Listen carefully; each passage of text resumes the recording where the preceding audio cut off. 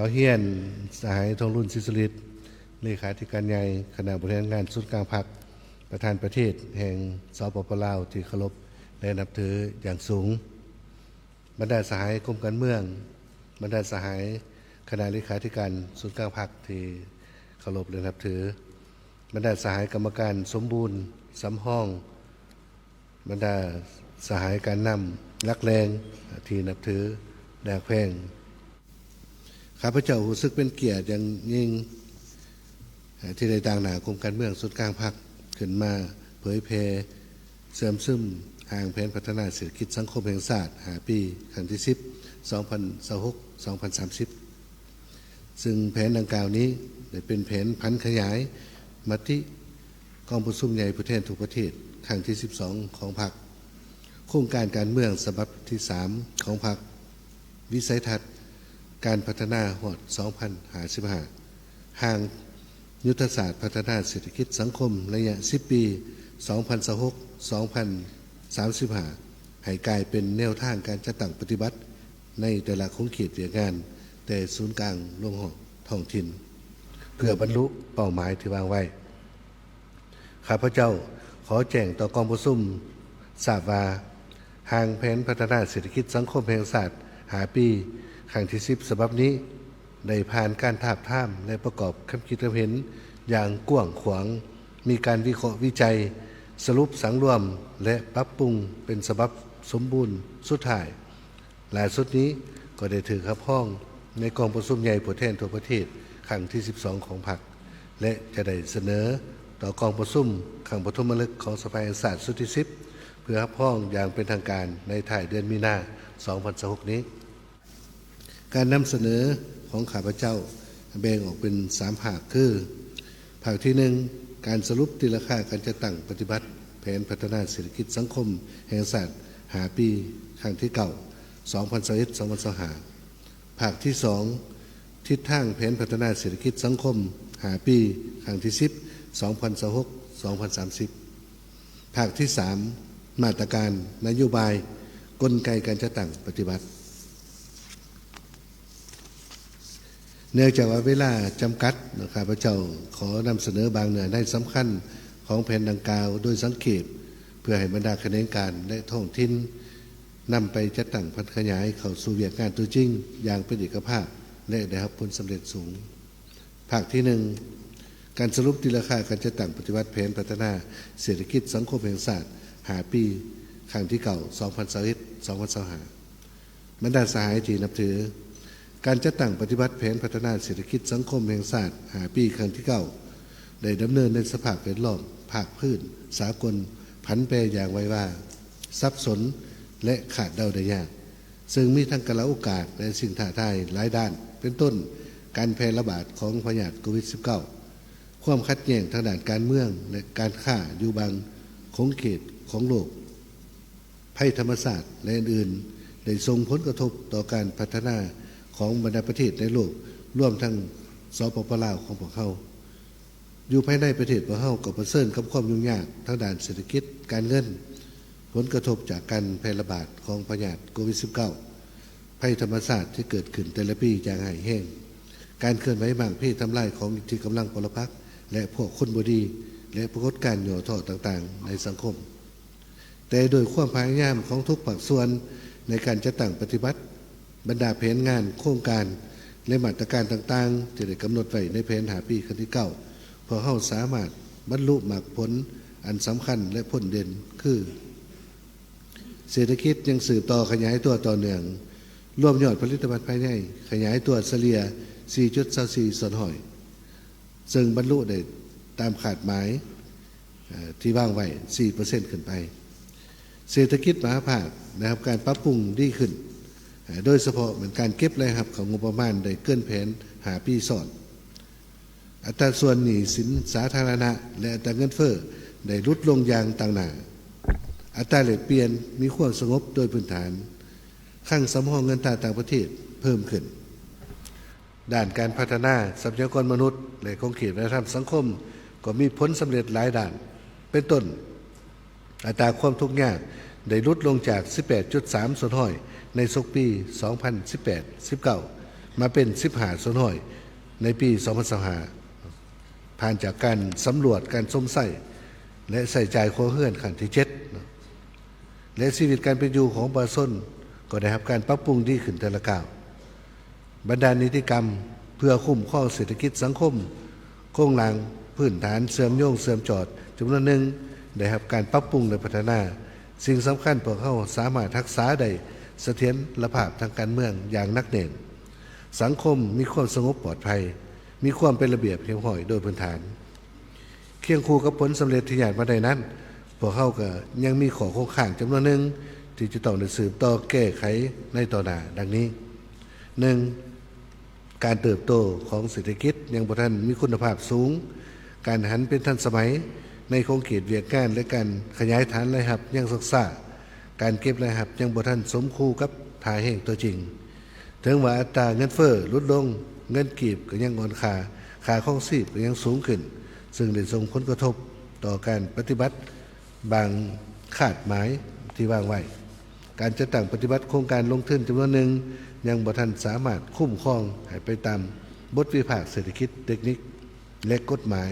ระเบียบการบางโครงการได้ส่งผลกระทบต่อ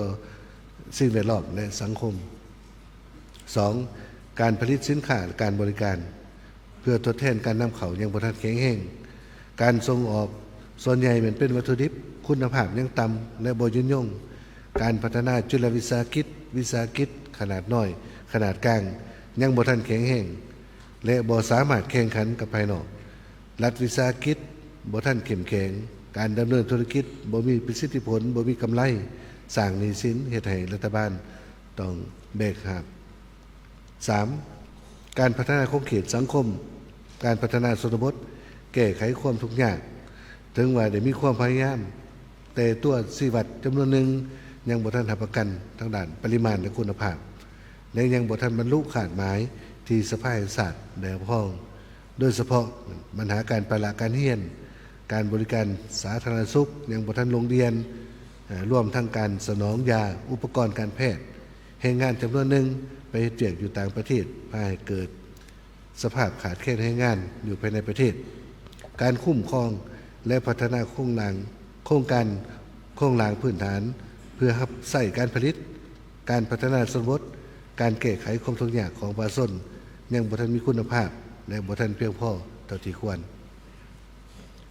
4. ระบอบระเบียบและกลไกคุ้มครองในการบริหารรัฐติดพันกับการปฏิบัติกลไกการประสานสมทบระหว่างรัฐบาลกับคณะประจำสภาแห่งชาติถึงว่าได้มีความพยายามปรับปรุงแต่บางระยะก็ยังบ่ทันสามารถตอบสนองได้ตามความเรียกร้องต้องการของเวียกงานในเงื่อนไขใหม่กฎหมายที่วางออกบางมาตราก็ยังบ่ทันสอดคล้องกับสภาพการใหม่การหันเป็นทันสมัยยังซักซ่าและบ่สามารถตอบสนองได้ความเรียกร้องต้องการของหน้าที่เวียกงาน 5. การพัวพันหัวมือกับต่างประเทศถึงว่าได้มีความพยายามแต่ปัญหาที่จะต้องได้สืบต่อเอาใจใส่แม้นความเป็นเจ้าการในเวียกงานที่ได้มีการตกลงกับสากลในประเทศเป็นมิตรต่างๆพวกเขายังบ่ทัน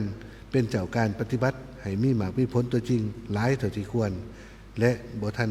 มีผลประโยชน์สูงสุดสมคู่กับผลสำเร็จการเคลื่อนไหวการทูตระดับสูงมีหลายกรณีก็ได้มีการดำเนินลักษณะลบไปลบมาและแก่ยาวภาคที่ 2ทิศทางแผนพัฒนาเศรษฐกิจสังคมแห่งชาติ5 ปีครั้งที่ 10 2026-2030 ใน5 ปีต่อหน้าสันติภาพการร่วมมือเพื่อการพัฒนาและการปกป้องรักษาสิ่งแวดล้อมยังเป็นทางเอียงร่วมของโลกซึ่งเป็นกาลโอกาสที่ดีแต่สภาพการของภาคพื้นและสากลก็ยังสืบต่อผันแปรอย่างไวว่าและขาดคะเนได้ยากซึ่งจะมีทั้งสิ่งท้าทายหลายอย่างเป็นต้นการแข่งขันและ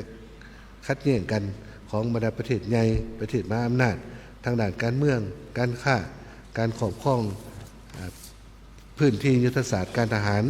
และทรัพยากรธรรมชาตินับหมื่นนับเพิ่มขึ้นและการเปลี่ยนแปลงของดินฟ้าอากาศคาดว่าจะส่งผลกระทบต่อสันติภาพความมั่นคงการพัวพันหัวมือและการพัฒนาเศรษฐกิจสังคมแห่งชาติของบรรดาประเทศในโลกร่วมทั้งสปป.ลาวของเรา นพัฒนาเศรษฐกิจสังคมแห่งชาติ5 ปีครั้งที่ 9เป็นแผนสืบต่อพัฒนาให้ประเทศพวกเราหลุดพ้นออกจากสถานภาพด้อยพัฒนาอย่างมีคุณภาพและโรงเรียนปฏิบัติเป้าหมายการพัฒนาแบบยืนยง SDG 2030 ของสหประชาชาติมติ 04 ของกรมการเมืองศูนย์กลางภาคว่าโดยการสร้างเศรษฐกิจเอกราชเป็นเจ้าตนเองเป็นการพันขยายมติกองประชุมใหญ่ครั้งที่ 12 ของพรรคโครงการการเมืองของพรรคฉบับที่ 3 วิสัยทัศน์หอด 2055 และยุทธศาสตร์แผนพัฒนาเศรษฐกิจสังคมระยะ 10 ปี 2026-2035 ตามคำขวัญที่ว่ายกสูงจิตใจมุ่งมั่นพัฒนาอย่างแห่งกล้าตั้งหน้าสร้างเศรษฐกิจเอกราชเป็นเจ้าตนเองนำใส่ทุกทางแห่งอย่างมีประสิทธิผลพัฒนาเศรษฐกิจสังคมตามทิศวงไวสีเขียวและยืนยงยิ่งสิ่งท้าทายและกระโอกาสทางแห่งที่ได้กล่าวมาข้างเทิงนั้นจึงได้กำหนด7 ทิศทางร่วมและขาดหมายต้นต่อของแผนพัฒนาเศรษฐกิจสังคม5 ปีครั้งที่ 10 ดังนี้ 1. ทิศทางร่วม 1. หาประกันเสถียรภาพทางการเมืองอย่างนักแน่นสังคมมีความสงบปลอดภัยและมีความเป็นระเบียบเรียบร้อยบนพื้นฐานการจัดตั้งปฏิบัติแนวทางป้องกันศาสตร์ป้องกันควบซบทั่วประชาชนของรัฐ 2. แก้ไขความยุ่งยากทางด้านเศรษฐกิจการเงินให้เป็นรูปธรรมหลายขึ้นลดผ่อนหนี้สินสาธารณะเทื่อละก้าวบ่สร้างหนี้ใหม่ที่บ่จำเป็นดำเนินการคุ้มครองบริหารเศรษฐกิจไปตามกฎหมายระเบียบการและสอดคล้องกับกลไกตลาดที่มีการดัดสมและคุ้มครองของรัฐพัฒนาเศรษฐกิจให้ขยายตัวไวอย่างต่อเนื่องและเข้มแข็งหนักแน่นด้วยคุณภาพสูงและเป็นเจ้าตนเองนับมือนับผลเด่น 3. ซุ้มใส่ก่อสร้างและพัฒนาทรัพยากรมนุษย์ทันแถวนักเรียนหู้ปัญญาส้นให้สามารถตอบสนองให้แก่การสร้างสรรค์ประเทศชาติในเงื่อนไขใหม่สามารถประกอบส่วนของในการค้นคว้าพัฒนาวิทยาศาสตร์เทคโนโลยีนวัตกรรมหรือปัญญาประดิษฐ์หรือการประดิษฐ์สร้างใหม่และปัญญาประดิษฐ์ในยุคสมัยการหันเป็นดิจิทัลและควอนตัมให้แก่การพัฒนาประเทศชาติให้นับมือนับหลายโดดเด่นขึ้นวัฒนธรรมอันที่เป็นเอกลักษณ์และมูลเสื่ออันดีงามของศาสตร์ได้รับการอนุรักษ์รักษาและเสริมขยาย 4. ยกสูงคุณภาพชีวิตของประชาชนให้ดีขึ้นพัฒนาประเทศชาติให้หลุดพ้นออกจากสถานภาพความด้อยพัฒนาอย่างโรงเรียนมีคุณภาพและยืนยงปรับปรุงหากฐานการเมืองให้มีความเข้มแข็งนักแน่นพัฒนาชนบทและแก้ไขความทุกข์ยากของประชาชนเพื่อลดพรความแตกต่างของการพัฒนาระหว่างผู้หังผู้ทุกข์ระหว่างตัวเมืองและชนบทให้ยับใกล้เข้ากันเทละก้าวหาพัฒนาเศรษฐกิจสังคมและการปกปักรักษาสิ่งแวดล้อมอย่างสมส่วนตามทิศสีเขียวและยืนยง 6. การเคลื่อนไหวเวียนงานต่างประเทศอย่างเป็นเจ้าการหาวหันได้รับความเสื่อมั่นในประการสนับสนุนช่วยเหลือจากเพื่อนมิตรสากลมีบทบาทพ้นเด่นสูงขึ้นในวิธีภาคพื้นและสากล 7. ยกสูงประสิทธิภาพในการคุ้มครองรัฐคุ้มครองเศรษฐกิจสังคมตามทิศสร้างรัฐที่ปกครองโดยกฎหมายเรื่องที่ 2เหมือนขาดไม้ต้นต่อ 1. ขาดไม้ด้านเศรษฐกิจสู่ส้นให้ลบยอดผลิตภัณฑ์ภายใน5 ปีขยายตัวเฉลี่ย6 ส่วนหอยต่อปีขึ้นไปในนี้แขนงกสิกรรมขยายตัวเฉลี่ย 4.1 ส่วนหอยรวมเอา 20.7 ส่วนหอยของ GDP แขนงอุตสาหกรรมขยายตัว 5.7 ส่วนหอยรวมเอา 31.3 ส่วนหอยของ GDP แขนงบริการขยายตัว 7.1 ส่วนหอยรวมเอา 37.5 ส่วนหอยของ GDP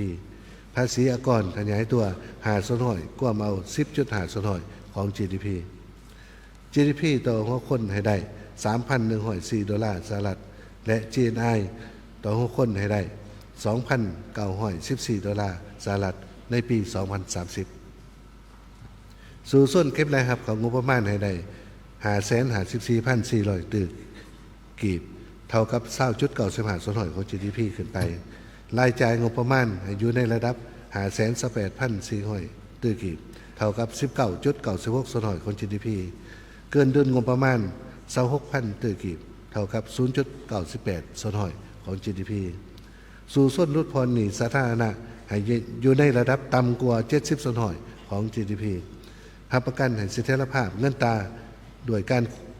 ควบคุมอัตราเงินเฟ้อให้อยู่ในระดับ 5% เน้งติงบ่เกิน 2%ข้างสำรองเงินตราต่างประเทศให้สามารถกุ้มการนำเข้าหาเดือนขึ้นไปคุ้มครองการ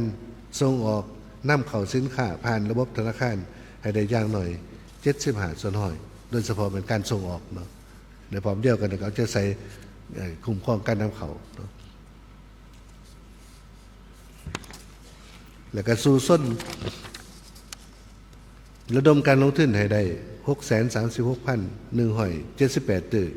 เท่ากับ24ส่วนหอยของ GDP ขึ้นไปในนี้การลงทุนจากงบประมาณภายในให้ได้ 116,000 ตึกกีบเท่ากับ 18.2 ส่วนหอยของการลงทุนทั้งหมดการลงทุนที่ได้จากการช่วยเหลือทางการเพื่อการพัฒนาเดือนย่อว่า ODA ให้ได้ 71,277 ตึกกีบกว่าเอา 11.2 ส่วนหอยการลงทุนของภาคเอกชนภายในและต่างประเทศโดยกองให้ได้ 49,470 ตึกกีบกว่าเอา 64.4 ส่วนหอยและการลงทุนอื่นๆ 39,431 ตึกกีบเท่ากับ 6.2 ส่วนหอยของการลงทุนทั้งหมดสู่ส่วนผลิตข้าวให้ได้ 4 ล้านต้นต่อปีการส่งออกผลิตภัณฑ์กสิกรรมปลาไม้ให้ได้ 1.9 ตื้อดอลลาร์สหรัฐต่อปีดึงดูดนักท่องเที่ยวต่างประเทศใน5ปีให้ได้22ล้านเท่าคนสร้างรายรับได้ประมาณ8ตื้อดอลลาร์สหรัฐสู่ส่วนผลิตกระแสไฟฟ้าให้ได้ 327,317 ล้านกิโลวัตต์โมงและมูลค่าการผลิตและปรุงแต่งแห่งธาตุให้ได้ 284,432.8 ตื้อกีบ 2. ขาดหมายทางด้านวัฒนธรรมสังคมสู่ส่วนให้อัตราการเข้าเรียนของเด็กอายุ5 ปีบรรลุได้90 ส่วนหอยอัตราการปราการเรียนของนักเรียนสั้นมัธยมต้นบ่อยเกิน8 ส่วนหอยจำนวนนักศึกษาที่เรียนจบอาชีวศึกษาอบรมวิชาชีพตามหลักสูตรทางการบรรลุให้ได้50,000 คนสู่ส่วนให้อัตราการตายของเด็กน้อยเกิดใหม่ให้ต่ำกว่า10 คนใน 1,000 คนเด็กเกิดมีชีวิตอัตราการตายของเด็กรวม5 ปีให้ต่ำกว่า25 คนต่อ 1,000 คนเด็กเกิดมีชีวิตสู่ส่วนพัฒนาฝีมือแรงงานให้ได้ 650,000 คนในการจัดหาเวียกเหตุงานทำเข้าสู่ตลาดภายในและต่างประเทศให้ได้ 411,000 คนสู่ส่วนเฮ็ดให้อัตราความทุกข์ยากให้ลดลงยังเหลือ1ตัวเลขสร้างครอบครัวพ้นทุกข์ให้ได้หลายกว่า 100,000 ครอบครัวลดผ่อนอัตราเด็กน้อยลุ่ม5 ปีขาดสารอาหารกระทันหันจอยพร้อมให้ยังเหลือ5 ส่วนหอยของประชากรในเป้าหมายสู่ส่วนเสนอแหล่งมรดกอุทยานแห่งชาตินากายน้ำเทินเสาหินตั้งแข่งหัวพันและถาดอีหั่งเป็นมรดกของยูเนสโกสู่ส่วนเสนอมรดกวัฒนธรรมนามธรรมลาบพิธีสู่ขวัญปูเยื่อยาเยื่อบุญปีใหม่ลาวเขาต้มเขาหลามเขาเป็นมรดกนามธรรมของมวลมนุษย์อันที่3ขาดไม้ดันสิ่งแวดล้อมสู่ส่วนเฮ็ดให้เนื้อที่พวกหุ่มป่าไม้บรรลุ70 ส่วนหอยของเนื้อที่ทั่วประเทศสู่ส่วนขึ้นทะเบียนออกใบตาดินอยู่เขตที่ดินป่าไม้ที่ยังบ่ทันสำเร็จให้ได้ 150,000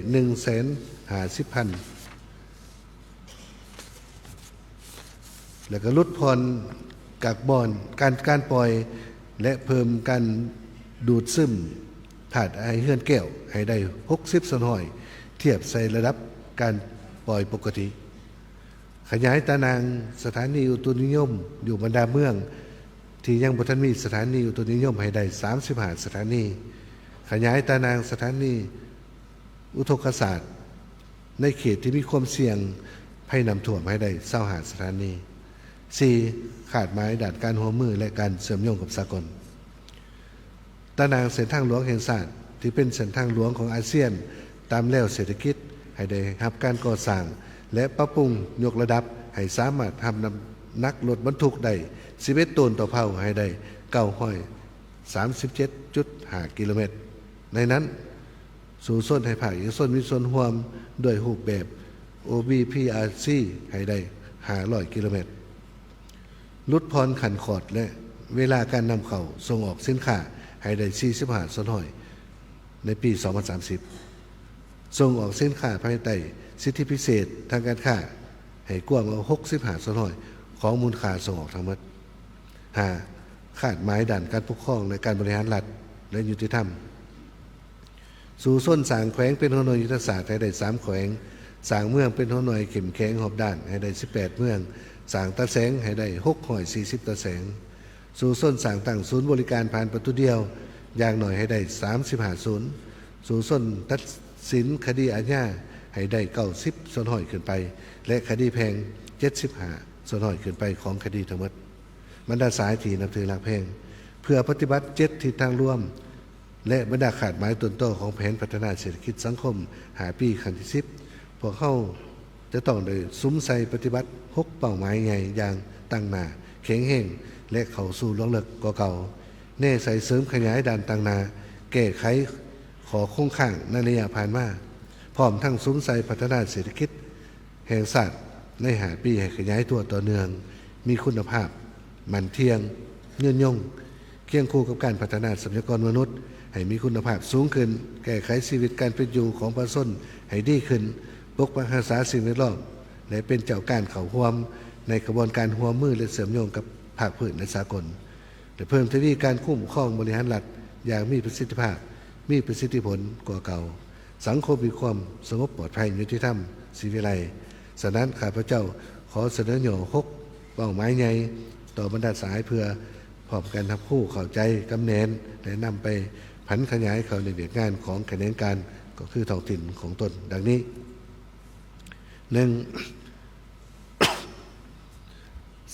เป้าหมายที่ 1สร้างเศรษฐกิจเอกราชเป็นเจ้าตนเองโดยการนำใส่ท่าแห้งเพื่อให้เศรษฐกิจมีเสถียรภาพขยายตัวต่อเนื่องมีคุณภาพมั่นเที่ยงและยืนยง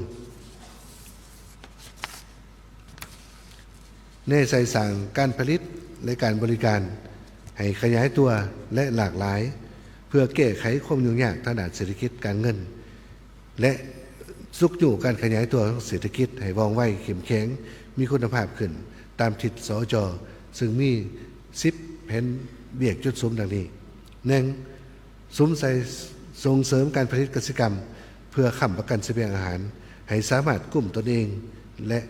สำหรับการสมใส่ภายในและการส่งออกให้หลายขึ้นส่งเสริมอุตสาหกรรมปรุงแต่งผลิตภัณฑ์กับผลิตภัณฑ์อุตสาหกรรมปรุงแต่งกับผลิตภัณฑ์กสิกรรมเป็นต้นโรงงานปรุงแต่งยางพาราโรงขาสัตว์ทันสมัยโรงงานปรุงแต่งปลาโรงงานปรุงแต่งมันต้นอ้อยโรงงานผลิตฝุ่นชีวภาพและปุ๋ยเคมีอาหารสัตว์ศูนย์ผลิตเนื้อพันธุ์โรงงานปรุงแต่งหมากไม้และอาหารเพื่อสร้างอุตสาหกรรมปรุงแต่งกสิกรรมอยู่เขตชนบทสร้างตลาดแรงงานฐานการเก็บรายรับใหม่ยกสูงคุณภาพและสร้างมูลค่าเพิ่มสร้างยี่ห้อของสินค้าเรา 2. สมใส่พัฒนาบรรดาโครงการพลังงานสะอาดพลังงานทางเลือกตามทิศสีเขียวและยืนยงเป็นต้นโครงการพลังงานไฟฟ้าน้ำตกแสงตะเวนลมชีวมวลและอื่นๆเคียงคู่กันนั้นก็สมใส่การพัฒนาระบบสายส่งแห่งชาติภาคเหนือภาคกลางภาคใต้ให้เป็นระบบเดียวและขยายสายส่งระบบสู่ระบบเพื่อเสื่อมกับประเทศใกล้เคียงและภาคพื้นเพื่อสนับสนุนการค้าและการแลกเปลี่ยนซื้อขายพลังงาน 3. สมใส่ส่งเสริมให้มีการผลิตปรุงแต่งแห่ธาตุโดยจำกัดการส่งออกเป็นวัตถุดิบเพื่อให้เป็นผลิตภัณฑ์เครื่องสำเร็จรูปและสำเร็จรูปเพื่อสร้างมูลค่าเพิ่มเป็นต้นโรงงานล้อมค่ำล้อมเหล็กล้อมทองอลูมิเนียมอลูมินาเกลือโพแทสเฮฮายาและอื่น 4. ส่งเสริมการลงทุนในแขนงอุตสาหกรรมปรุงแต่งที่เป็นตรงโซ่ครบวงจรเพื่อสมใส่อยู่ภายในและส่งออกเป็นต้นการผลิตสินส่วนเครื่องไฟฟ้าอุปกรณ์อิเล็กทรอนิกส์สินส่วนพาหนะและอุปกรณ์และอุตสาหกรรมปรุงแต่งอื่นๆที่เป็นตรงโซ่การผลิตของภาคพื้นและสากลที่ย่อนในเขตเศรษฐกิจพิเศษนิคมอุตสาหกรรมพร้อมนี้ก็ ก็ส่งเสริมการผลิตเพื่อทดแทนการนำเข้าโดยเฉพาะเป็นเครื่องอุปโภคและบริโภคหาซุ้มใส่พัฒนาการท่องเที่ยวธรรมศาสตร์วัฒนธรรมประวัติศาสตร์กสิกรรมกีฬาการจัดงานวางแสดงงานตลาดนัดและอื่นๆที่เฮามีท่าแห่งให้มีคุณภาพตามทิศสีเขียวและยืนยงซุ้มใส่พัฒนาสถานที่ท่องเที่ยวโครงสร้างพื้นฐานสิ่งอำนวยความสะดวกและก็รับประกันความปลอดภัยและผลิตภัณฑ์ท่องเที่ยวให้ได้มาตรฐาน 6. ซุ้มใส่ปรับปรุงและพัฒนาระบบขนส่งโลจิสติกส์ให้มีความสะดวกว่องไวปลอดภัยและทันสมัยเพื่อสร้างให้กลายเป็นจุดใจกลางหรือจุดพักกระจายสินค้าและการขนส่งผ่านแดนระหว่างบรรดาประเทศอาเซียนและภาคพื้นโดยซุ้มใส่ปรับปรุงระบบขนส่งโลจิสติกส์อยู่บรรดาทาบกเนาะที่ได้ก่อสร้างสำเร็จแล้ว4แห่งเป็นต้นเหมือนอยู่ทานาแหลงนครหลวงจันทร์ทาบกสวรรณเขตทาบกคำมวลแล้วก็ทาบกจำปาสักให้มีความทันสมัยและปรับปรุงนิติกรรมที่เกี่ยวของจำนวนหนึ่งที่เกี่ยวของเพื่ออำนวยความสะดวกทางด้านการค้าและการขนส่งสืบต่อซุ้มใส่พัฒนาเขตโลจิสติกส์ทาบกตามแผนการอย่างมีจุดสูงเป็นต้นเหมือนทาบกความมิตรภาพหาปากสั้นเมืองการทาบกห้วยไส้หรือว่าจุดเต่าโฮมในเขียนไทย ICD อยู่แดนสวรรค์แขวงสวรรณเขตหรือว่าอยู่เขตเส้นสิทธากรมหลวงนครหลวงจันทร์หรือพัฒนาจุดอื่นๆที่มีเงื่อนไขตามแผน 7. ซุ้มใส่พัฒนาพื้นฐานโครงสร้างโทรคมนาคมอินเทอร์เน็ตคมไวสูงการพัฒนาศูนย์ข้อมูลแห่งศาสตร์ฐานข้อมูลใหญ่สร้างรัฐบาลดิจิทัลระบบคุ้มครองที่ดินดิจิทัลระบบการขายอิเล็กทรอนิกส์ระบบการเงินอิเล็กทรอนิกส์และอื่น 8. ซุ้มใส่คุ้มครองเศรษฐกิจมหาภาคให้มีเสถียรภาพโดยคุ้มครองการเก็บรายรับเขางบประมาณโดยเครื่องมือทันสมัยเน้นใส่การเก็บรายรับให้ครบถ้วนและขยายฐานรายรับใหม่ให้ยืนยงลดผ่อนการยกเว้นภาษีอากรเพิ่มทวีการปฏิบัติระเบียบวินัยแผนการเงินให้เข้มงวดคุ้มครองและแก้ไขหนี้สินสาธารณะอย่างมีประสิทธิผลและสร้างยุทธศาสตร์แก้ไขหนี้สินระยะสั้นระยะยาว 9. ดำเนินนโยบายเงินตราและนโยบายอัตราแลกเปลี่ยนตามกลไกตลาดที่มีการคุ้มครองของรัฐให้มีประสิทธิผลคุ้มครองอัตราเงินเฟ้อให้ไปตามเป้าหมายที่ได้กำหนดไว้เพิ่มคลังสำรองเงินตราต่างประเทศด้วยการคุ้มครองเงินตราต่างประเทศให้มีความเข้มงวดทันสมัยเป็นระบบครบสุด 10. ซุ้มใส่ยกสูงประสิทธิผลการลงทุนของรัฐพัฒนาพื้นฐานโครงสร้างและปรับปรุงอำนวยความสะดวกให้แก่การลงทุนและดำเนินธุรกิจของภาคเอกชนซุ้มใส่ปฏิรูปคุ้มครองและพัฒนาวิสาหกิจรัฐลงทุนให้มีความเข้มแข็งหลายขึ้นสร้างผลกำไรสร้างรายรับของงบประมาณโดยเฉพาะเหมือนรัฐวิสาหกิจไฟฟ้าน้ำมันเสือไฟการบินลาวพัฒนาเหตุหาดลาวและอื่นสืบต่อพัฒนาจุลวิสาหกิจขนาดน้อยขนาดกลางให้มีความเข้มแข็งสามารถแข่งขันกับภาคพื้นและสากลสำหรับโครงการบริษัทต้นต่อในเป้าหมายที่1มี75โครงการเสนอบรรดาสายเบิ่งอยู่ในเอกสารสำหรับแจกจ่ายที่มีโครงการคัดติดเป้าหมายที่2เหมือนพัฒนาทรัพยากรมนุษย์ให้มีคุณภาพสูงและนำใส่เทคโนโลยีที่ทันสมัย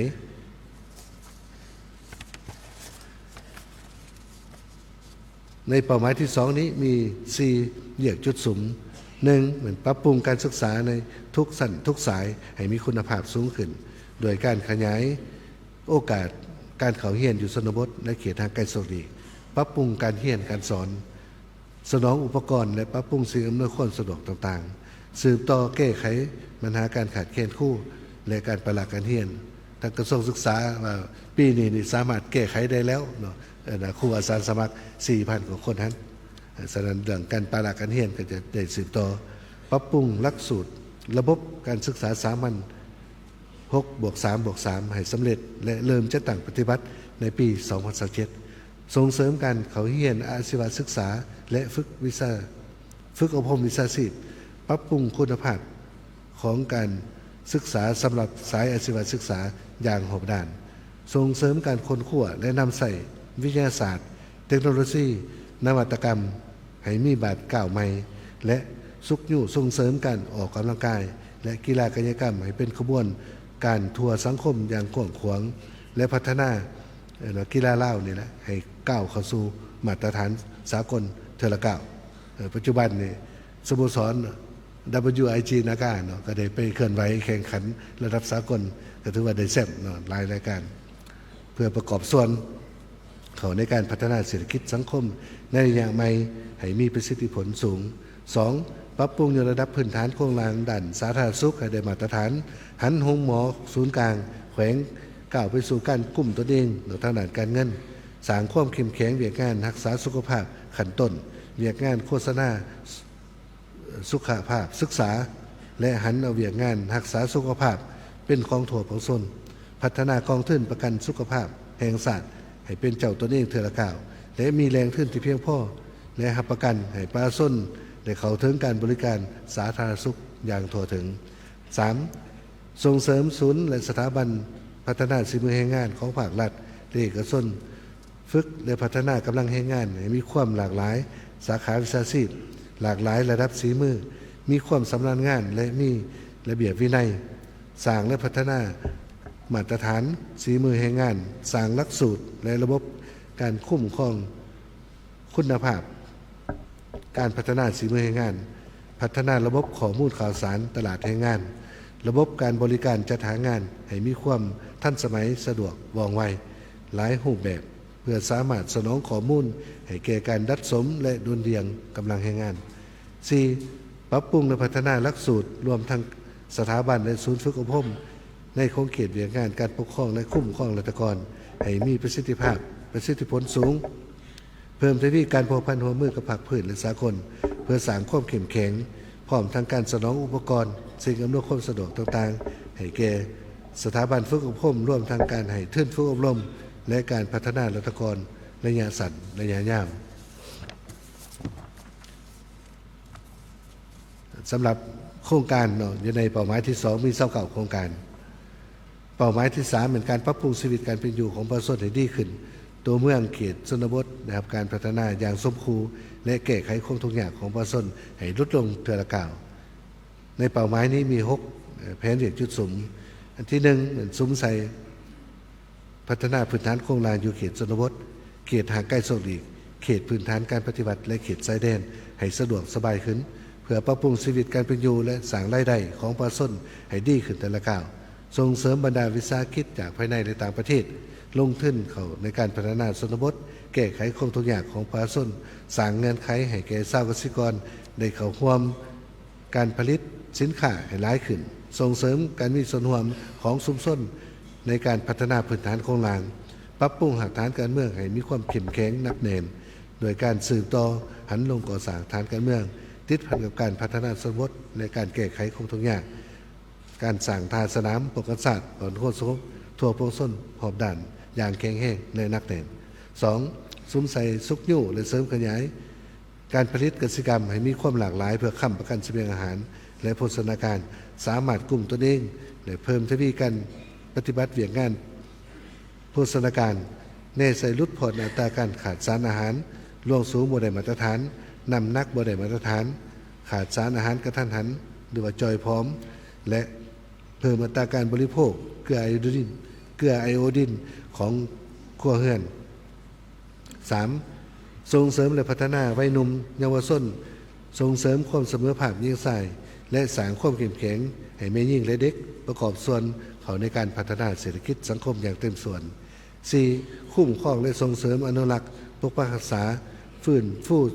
สืบทอดและเสริมขยายมูลเสื่อและคุณค่ามรดกวัฒนธรรมอันดีงามของศาสตร์ของท้องถิ่นให้มีความยืนยงสร้างผลิตภัณฑ์ด้านวัฒนธรรมให้หลากหลายและให้กลายเป็นอุตสาหกรรมทางด้านวัฒนธรรมเพื่อเป็นบ่อนเฮียนฮู้และบริการท่องเที่ยว 5. ซุ้มใส่ปรับปรุงระบบประกันสังคมให้กว้างขวางมีคุณภาพโดยการพัฒนาปรับปรุงระบบและยกระดับระบบฐานข้อมูลประกันสังคมให้ทันสมัยรับประกันให้ระบบการบริการเวียกงานประกันสังคมว่องไวทันสมัย และก็สามารถตรวจสอบได้ 6. แก้ไขปัญหาระเบิดบ่ทันแตกและปรับปรุงชีวิตการเป็นอยู่ของผู้ได้รับผลกระทบจากระเบิดบ่ทันแตกให้ทันการและดีกว่าเก่าพร้อมทั้งสร้างความเข้มแข็งด้านวิชาการให้บรรดาองค์การเก็บกู้ระเบิดและเพิ่มทวีการประสานสมทบกับบรรดาครูโฮมพัฒนาและองค์การจัดตั้งทางสังคมเพื่อดึงดูดทุนช่วยเหลือเวียกงานดังกล่าวเป้าหมายดังกล่าวนี้มี15โครงการเป้าหมายที่4ปกปักรักษาทรัพยากรธรรมชาติและสิ่งแวดล้อมให้มีความยืนยงและสามารถเกี่ยมพร้อมรับมือกับการเปลี่ยนแปลงของดินฟ้าอากาศและภัยพิบัติต่างๆเป้าหมายนี้มีอยู่9แผนเวียกจุดสุม 1. สุมใส่สำรวจจัดสรรกำหนดเขตพื้นที่และปักหลักหมาย3ประเภทป่าให้สำเร็จสืบต่อขึ้นทะเบียนออกใบตาดินให้สำเร็จตามขาดหมาย 2. สืบต่อกวดกาการเซาและสัมปทานดินเพื่อรับประกันการนำใส่ทรัพยากรดินให้ถูกต้องสอดคล้องกับกฎหมายและระเบียบการหันระบบการคุ้มครองข้อมูลข่าวสารที่ดินแห่งชาติให้เป็นระบบดิจิทัลอย่างเต็มรูปแบบและร่วมศูนย์เพื่อสะดวกในการเก็บภาษีที่ดินและการวางแผนพัฒนาและนำใส่ที่ดินให้มีประสิทธิผลสูง 3. สร้างแผนคุ้มครองและนำใส่น้ำจากบรรดาเขื่อนไฟฟ้าน้ำตกน้ำใต้ดิน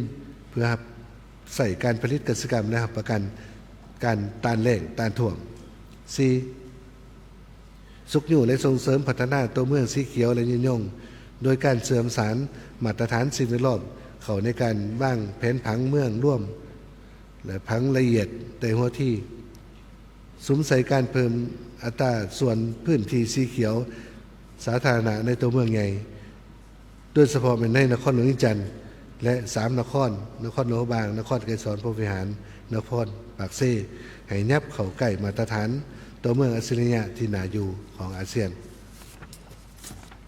อันที่5เป็นส่งเสริมให้สังคมหันเปลี่ยนมานำใส่รถไฟฟ้ารวมทั้งยานพาหนะขนส่งสินค้าและโดยสารสาธารณะที่นำใส่ไฟฟ้าให้หลายขึ้น 6. ยกระดับเวียกงานควบคุมมลพิษทางอากาศและหมอกควันขามแดนให้เป็นเวลาแห่งชาติโดยการกำหนดและประกาศใส่มาตรฐานคุณภาพอากาศแห่งชาติอย่างเป็นทางการให้สอดคล้องกับมาตรฐานของอาเซียนและองค์การอนามัยโลกกำหนด 7. เร่งจัดตั้งปฏิบัติดำรัสว่าด้วยสิ้นเสือกักบอนให้เกิดผลเป็นจริงโดยการสร้างระบบคุ้มครองและติดตามโครงการซื้อขายกักบอนที่เป็นเอกภาพและร่วมศูนย์สร้างตั้งบัญชีโครงการสิ้นเสือกักบอนแห่งชาติเพื่อควบคุมทุกโครงการลงทุนบ่ให้เกิดการทับซ้อนและรับประกันความโปร่งใสต่อตลาดสากลคัดเลือกผู้ลงทุนที่มีคุณภาพและมีมาตรฐานและมีตลาดห้องรับที่ชัดเจน 8. พัฒนาระบบอุตุนิยมอุทกศาสตร์ให้เป็นทันสมัยยกระดับการพยากรณ์อากาศให้ได้มาตรฐานภาคพื้นและสากลเพื่อตอบสนองข้อมูลข่าวสารให้สังคมและคณะการให้ว่องไวทันการชัดเจน 9. เพิ่มทวีการป้องกันและควบคุมและฟื้นฟูหลังภัยพิบัติต่างๆโดยซุ้มใส่ปรับปรุงระบบแจ้งเตือนล่วงหน้า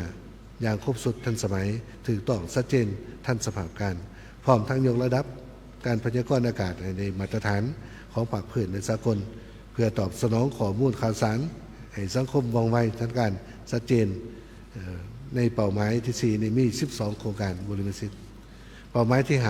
5มันพัฒนาเสริมโยงเสริมจอดภาคพื้นสากลอย่างกว้างขวางและมีประสิทธิผลอันนี้มี5แผนอีกจุดสูงอันที่1ยกระดับเส้นทางหลวงแห่งชาติและขัวขามน้ำของแม่น้ำที่นอนในแนวทางเศรษฐกิจลาวจีนแนวทางเศรษฐกิจเหนือใต้ตะวันออกตะวันตกให้ได้มาตรฐานของอาเซียนอันที่2เหมือนก่อสร้างเส้นทางด่วนนครเหนือจันทร์ฮานอยทางด่วนเวียงจันทร์บ่อเต้นสองซีอุดมไส้บ่อเต้นทางด่วนคูขนานเส้นทางA3บ่อเต้นลงน้ำท่าหาหอยไส้แขวงบ่อแก้วทางด่วนแนวไม้ทางงอนบันหน้าสางเล็กสำหรับทางด่วนอื่นๆเป็นสืบต่อสุกยู่นักลงทุนได้พัฒนาโครงการ 3. พัฒนาเส้นทางรถไฟเตนครเหนือจันทร์ท่าเขกหน้าเผา แขวงขมวนชายแดนลาวเวียดนามแล้วก็สืบต่อศึกษาสำรวจเส้นทางรถไฟเตทาแขกปากเซ่ชายแดนลาวกัมพูชา 4. ปรับปรุงและขยายอาคารผู้โดยสารสนามบินสากลวัดไตสนามบินสากลโนโฮบางปากเซ่แล้วก็สนามบินภายในอยู่อุดมไส้หลวงน้ำท่าบุญเหนือเชียงขวางปรับปรุงยกระดับพื้นฐานโครงสร้างและสิ่งอำนวยความสะดวกในเวียงงานการจราจรทางอากาศให้ทันสมัยและได้มาตรฐานขององค์การการบินพลเรือนสากลICAO 5. ซุ้มใส่เวียงงานการค้าและการพัวพันหัวมือกับภาคพื้นในสากลโดยซุ้มใส่จะตั้งปฏิบัติแผนงานต่างๆที่สปป.ลาวเป็นสมาชิกภายใต้ขอบการหัวมือที่เป็นภาคีให้มีมหาวิผลสูงพร้อมนี้ก็คุ้มครองการค้าชายแดนให้เป็นระบบสกัดกั้นการค้านอกระบบสร้างตลาดการค้าชายแดนเพื่ออำนวยความสะดวกในการซื้อขายให้ประชาชนเรียบตามชายแดนระหว่างสปป.ลาวพวกเฮากับบรรดาประเทศใกล้เคียงเป้าหมายดังกล่าวมี71โครงการบริษัทเป้าหมายที่6เหมือนการพัฒนาคุ้มครองบริหารรัฐให้มีประสิทธิภาพการเมืองมีเสถียรภาพสังคมมีความสงบเป็นระเบียบประกอบยุติธรรมและศรีวิไลในเป้าหมายนี้มี3แผนเอกจุดสูง1เหมือนปรับปรุงคุ้มครองการบริหารรัฐกงจักการจะตั้งขันศูนย์กลางและท้องถิ่นให้มีความกระทัดรัดมองไว้ทันสมัยปรับปรุงกลไกแบบแผนวิธีเวียกการแบ่งขันคุ้มครองระหว่างศูนย์กลางกับท้องถิ่นพัฒนาเวียกงานการบริการผ่านประตูเดียวแบบทันสมัยและหันเป็นดิจิทัล 2. ปรับปรุงสร้างกฎหมายให้สอดคล้องกับสภาพเงื่อนไขตัวจริงของประเทศไปเคียงคู่กับการเพิ่มทวีโฆษณาเผยแพร่และการปฏิบัติกฎหมายและนิติกรรมแต่กฎหมายอย่างลึกซึ้งกว้างขวางและเข้มงวดปรับปรุงกลไกการประสานงานและการบริการแก้ไขข้อขัดแย้งทางด้านเศรษฐกิจให้มีความว่องไวโปร่งใสยุติธรรม 3. สืบต่อพัฒนาพื้นฐานป้องกันศาสตร์ป้องกันความสงบให้เข้มแข็งหันร่วมก่อสร้างฐานการเมืองสร้างทางสนามป้องกันศาสตร์ป้องกันความสงบทั่วปวงชนหอบด่านอย่างแข็งแรงสุขอยู่ภาคส่วนต้านสกัดกั้นและแก้ไขบรรดานอแนงปัจจัยที่จะก่อความบ่สงบเป็นต้นปัญหายาเสพติดอาชญากรรมทางไซเบอร์ทุกรูปแบบการฆ่ามนุษย์และอื่นๆหันเอาเนื้อในวาระแห่งศาสตร์บริการแก้ไขปัญหายาเสพติดเขาในแผนงานป้องกันศาสตร์บนความสงบ5 ปีครั้งที่10และจะตั้งให้เป็นรูปธรรมมีหมากผลตัวจริงแข็งแรงกว่าเก่าด้วยการปลุกระดมให้ทั่วสังคมเขาร่วมอย่างเป็นเจ้าการตั้งหน้าและแข็งแรงกว่าเก่าในเป้าหมายนี้มี21โครงการบริษัทสังรวมแล้วบรรดาโครงการบริษัทต้นต่อที่คาดว่าจะปฏิบัติเพื่อสนับสนุนให้แก่การจัดตั้งปฏิบัติบรรดาเป้าหมายและขาดหมายที่กล่าวมาข้างต้นนั้นมีประมาณ200กว่าโครงการซึ่งรัฐบาลจะได้ดำเนินการกำหนดรูปแบบการลงทุนแรงทุนละเอียดเพื่อให้ท่านเสนอต่อกองประชุมครั้งปฐมฤกษ์ของสภาแห่งชาติสุดที่10พิจารณารับรองในต่อหน้าหัวแรงทุนเกิดจาก4แรงต้นต่อนะการลงทุนของรัฐภายในเฮาการช่วยเหลือทางการเพื่อการพัฒนาในการลงทุนของภาคเอกชน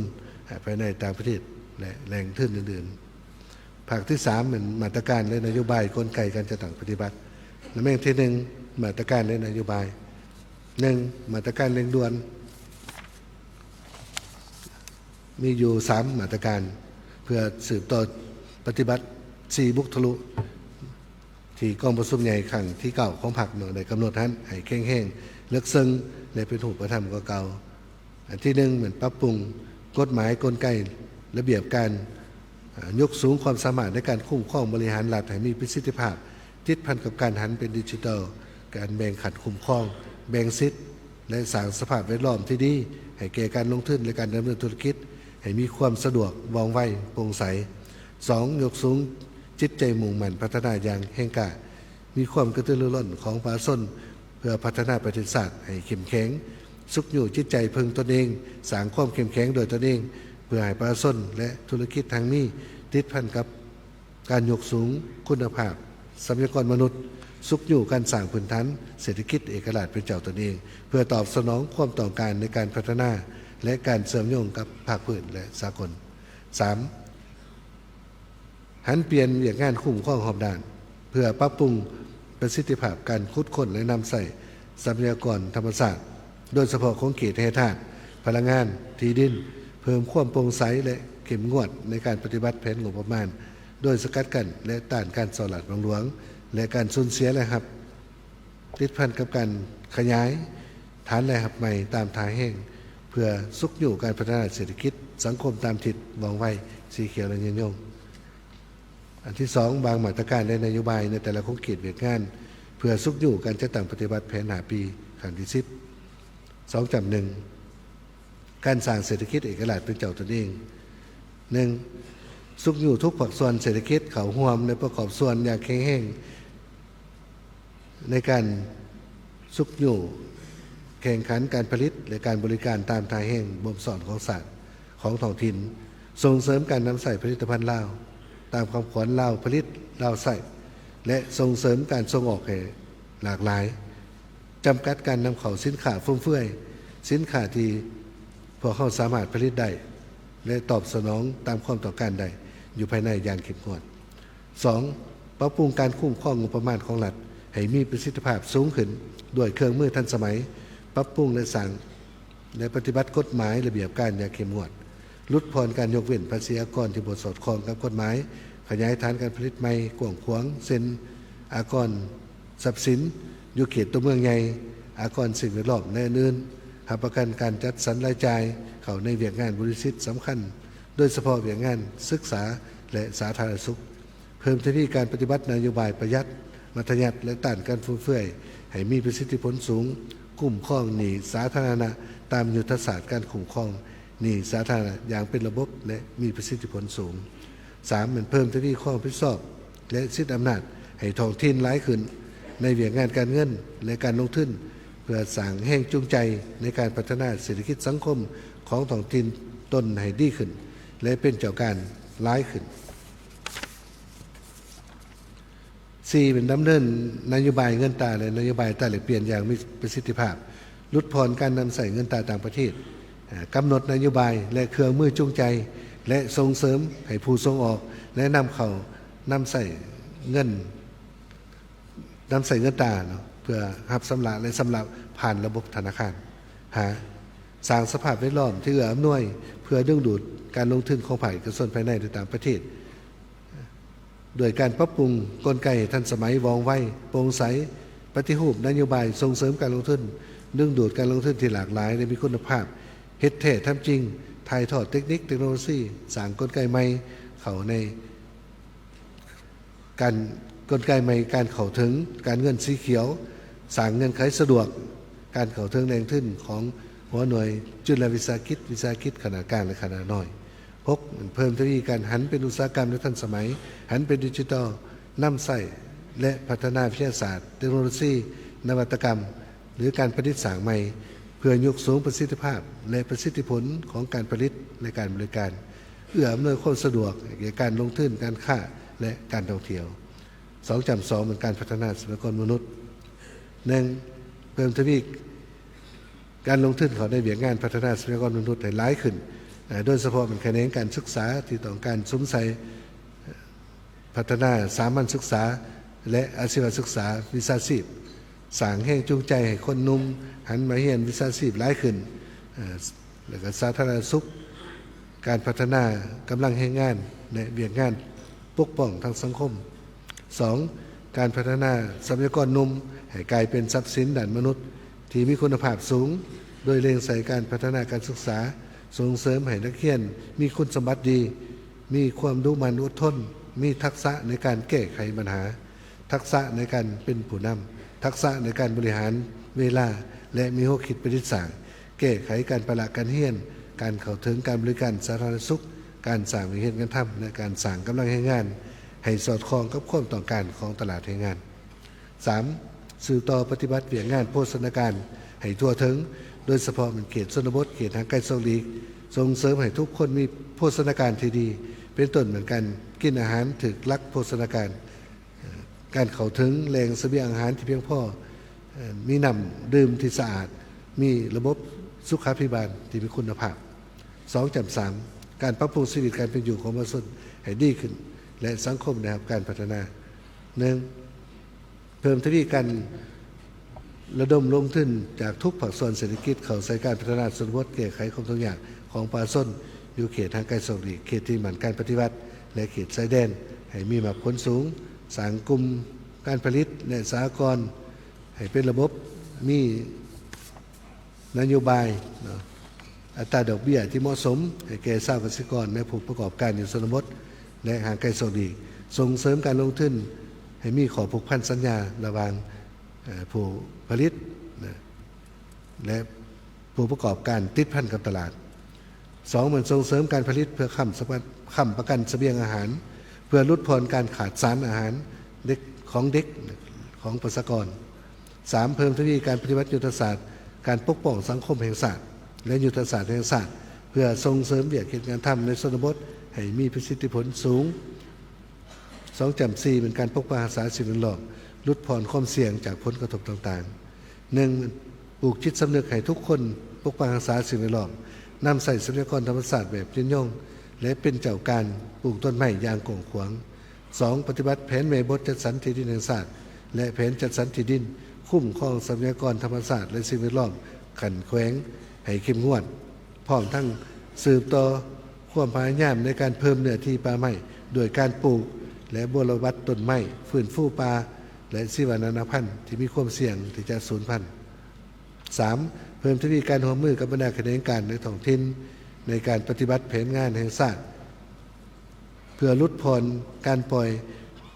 ถ่านไอพิษเทือนแก้วเพื่อประกอบส่วนของในการแก้ไขปัญหาการเปลี่ยนแปลงของดินฟ้าอากาศ